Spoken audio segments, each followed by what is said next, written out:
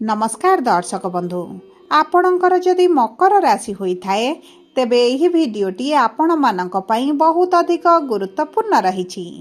कारण एही मार्च मास प्रारंभरू माने 3 तारिख दोल पूर्णिमा दिन हेबाकु जाउछि भयंकर चंद्रग्रहण एवं यह पूर्ण चंद्रग्रहण जहाँ आपणक पई बहुत अधिक प्रभावशाली रहिबा पई जाउछि।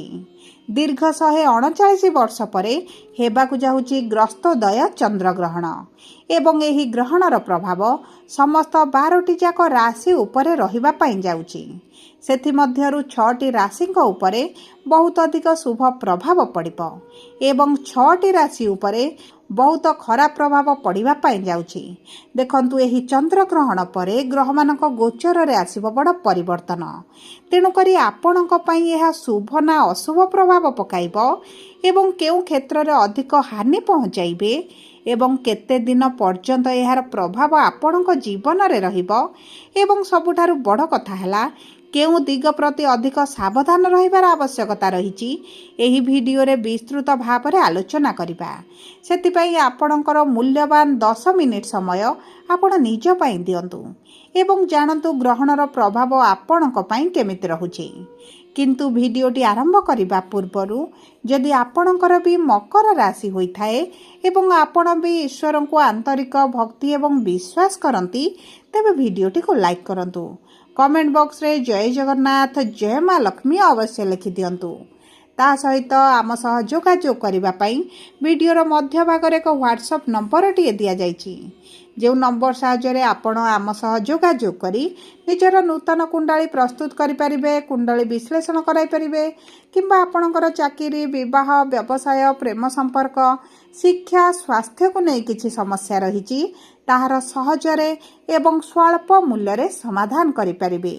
सेतिपई आपण आम सह वीडियोर शेष पर्यंत जोड़ी होई रुहंतु एवं व्हाट्सएप नंबर माध्यम रे आम सह जोगाजोग करी खूब कम मूल्य रे आपणकर समस्यार समाधान करंतु।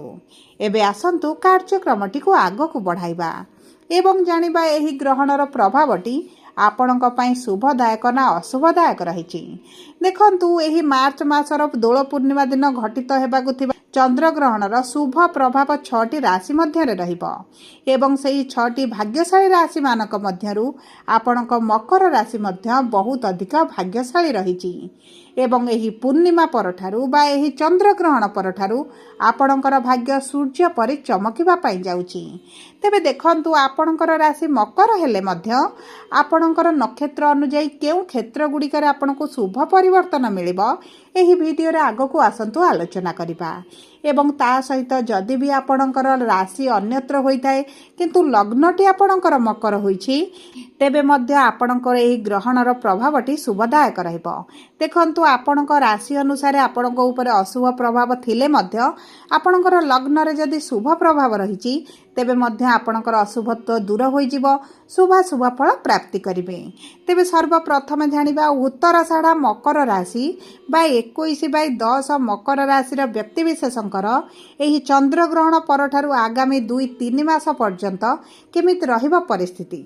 देखंतु सूर्य हेउचंती आपणकर नक्षत्र अधिपति एवं सूर्य विराजमान करिसंती आपणकर धनर भाव रे बा द्वितीय भाव रे एवं ग्रहण मध्य आपणकर द्वितीय भाव रे लागिबा पाई जाउछि। तेबे देखंतु सूर्य हेउचंती आपणकर अष्टम भावर स्वामी। अष्टम भाव हेउची आपणकर उच्च शिक्षार भाव। जदि आपणकर शिक्षा क्षेत्र रे आपण समस्या देखुथिले तेबे मध्य आपणकर सेही समस्या गुडिक दूर होई जिवो। आपण उच्च शिक्षा करि पारंती, मनपसंदर कोर्स करि पारंती, मनपसंदर कॉलेज रे एडमिशन होई पारे किंबा आपणकर जदि किछि परीक्षा इंटरव्यू एंट्रांस रहिछि तेबे सेही क्षेत्र रे आपणको बहुत अधिक शुभ फल प्राप्ति हेबो।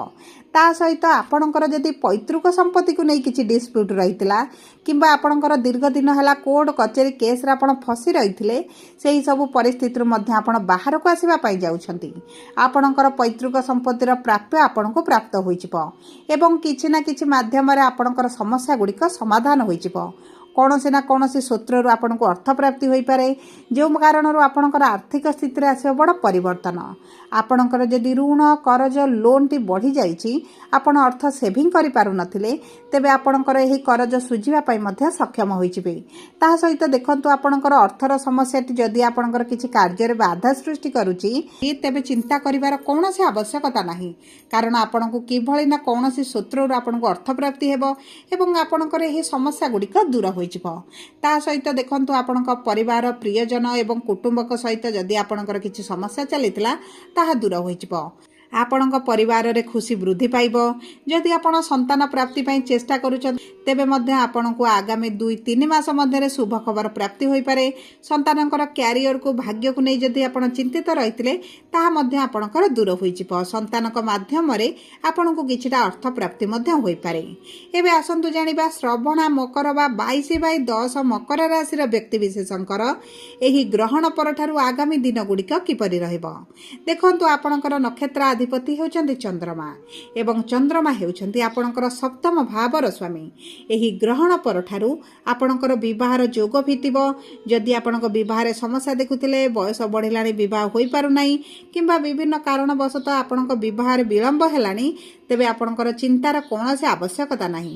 ଆପଣଙ୍କର ବିବାହ ହୋଇପାରେ କିମ୍ବା ଆପଣଙ୍କର ବିବାହ ଠିକ୍ ହୋଇ ମଧ୍ୟ ରହିପାରେ। ତାହା ସହିତ ଯଦି ଆପଣଙ୍କ ବୈବାହିକ ସମ୍ପର୍କରେ ସମସ୍ୟା ଚାଲିଛି, ଉଭୟଙ୍କ ମଧ୍ୟରେ ଦୂରତା ବଢ଼ିଛି, ତୃତୀୟ ଲୋକଙ୍କ ହସ୍ତକ୍ଷେପ ବଢ଼ିଛି, ପାରିବାରିକ ସ୍ଥିତି ଆପଣଙ୍କର ସ୍ୱଚ୍ଛଳ ରହିନାହିଁ, ପରିବାରରେ ଅଶାନ୍ତି ଅନୁଭବ କରୁଛନ୍ତି, ତେବେ ଏହି ସବୁ ନକାରାତ୍ମକ ପରିସ୍ଥିତିରୁ ଆପଣ ନିଶ୍ଚିତ ଭାବରେ ବାହାରକୁ ଆସିବେ। ପତି ପତ୍ନୀଙ୍କ ମଧ୍ୟରେ ପ୍ରେମର ବୃଦ୍ଧି ଘଟିବ। ଉଭୟଙ୍କୁ ବୁଝିବା ଆରମ୍ଭ କରିବେ ଏବଂ ଉଭୟ କୌଣସି ନା କୌଣସି ବଡ଼ ନିଷ୍ପତ୍ତି ନେଇପାରନ୍ତି। ତା ସହିତ ଯେଉଁ ବ୍ୟକ୍ତିମାନେ ପାର୍ଟନରସିପ୍ରେ କିଛି କାର୍ଯ୍ୟ କରୁଛନ୍ତି, ତେବେ ଆପଣଙ୍କର ଭାଗ୍ୟ ଆପଣଙ୍କ ସାଥ ଦେବ। ଆପଣଙ୍କ ବ୍ୟବସାୟରେ ଉନ୍ନତି ପରିଲକ୍ଷିତ ହେବ କିମ୍ବା ଆପଣଙ୍କର ଯଦି ଦୈନନ୍ଦିନ ରୋଜଗାର ରହିଛି, ତେବେ ରୋଜଗାରରେ ମଧ୍ୟ ଆପଣ ବଢ଼ୋତରୀ ଦେଖିବେ। କୌଣସି ନା କୌଣସି ମାଧ୍ୟମରେ ଆପଣଙ୍କର ଆର୍ଥିକ ସ୍ଥିତିରେ ସୁଧାର ଆସିବ। ଆପଣଙ୍କର ଅର୍ଥଗତ ସମସ୍ୟା ଧୀରେ ଧୀରେ ଦୂର ହୋଇଯିବ। ଏବେ ଆସନ୍ତୁ ଜାଣିବା କିପରି ରହିବ ଧନିଷ୍ଠା ମକର ରାଶି ବା 23/10 ମକର ରାଶିର ବ୍ୟକ୍ତିବିଶେଷଙ୍କର ଏହି ଗ୍ରହଣ ପରଠାରୁ ଆଗାମୀ 2-3 ମାସ ମଧ୍ୟରେ। ଦେଖନ୍ତୁ, ଆପଣଙ୍କର ନକ୍ଷତ୍ରାଧିପତି ହେଉଛନ୍ତି ମଙ୍ଗଳ ଏବଂ ମଙ୍ଗଳ ହେଉଛନ୍ତି ଆପଣଙ୍କର ଚତୁର୍ଥ ଭାବ ଏବଂ ଆପଣଙ୍କର ଲାଭର ଭାବର ସ୍ୱାମୀ। ଏହି ସମୟ ମଧ୍ୟରେ ଆପଣଙ୍କ ଭୋଗ, ବିଳାସ, ଐଶ୍ୱର୍ଯ୍ୟରେ ବୃଦ୍ଧି ଘଟିବ। ଆପଣଙ୍କ ପାରିବାରିକ ସୁଖ ପ୍ରାପ୍ତି କରିବେ। ଯଦି ଆପଣଙ୍କର କିଛି ପୂର୍ବରୁ ଅଭିଳାଷ ରହିଥିଲା, ତାହା ମଧ୍ୟ ପୂରଣ କରିବେ। ଆପଣ ଆଗାମୀ କିଛି ଦିନ ମଧ୍ୟରେ ନୂତନ ଗାଡ଼ି, ଘର, ଜାଗା ଯଦି କିଛି କିଣିବା ପାଇଁ ଚାହୁଁଥିଲେ, ତେବେ ମଧ୍ୟ ଆପଣଙ୍କର ହୋଇଯିବ। ଆପଣ ନୂତନ ଭାବରେ କିଛିଟା ଗୃହ ପ୍ରବେଶ କରିପାରନ୍ତି, ନୂତନ ଜାଗା କ୍ରୟ କରିପାରନ୍ତି ଏବଂ ଆପଣଙ୍କ ମାଙ୍କ ସହିତ ସମ୍ପର୍କରେ ଯଦି ତିକ୍ତତା ବଢ଼ିଥିଲା, ଦୂରତା ବଢ଼ିଥିଲା, ତେବେ ଆପଣଙ୍କ ମାଙ୍କ ସହିତ ସମ୍ପର୍କ ମଧୁର ହୋଇଯିବ।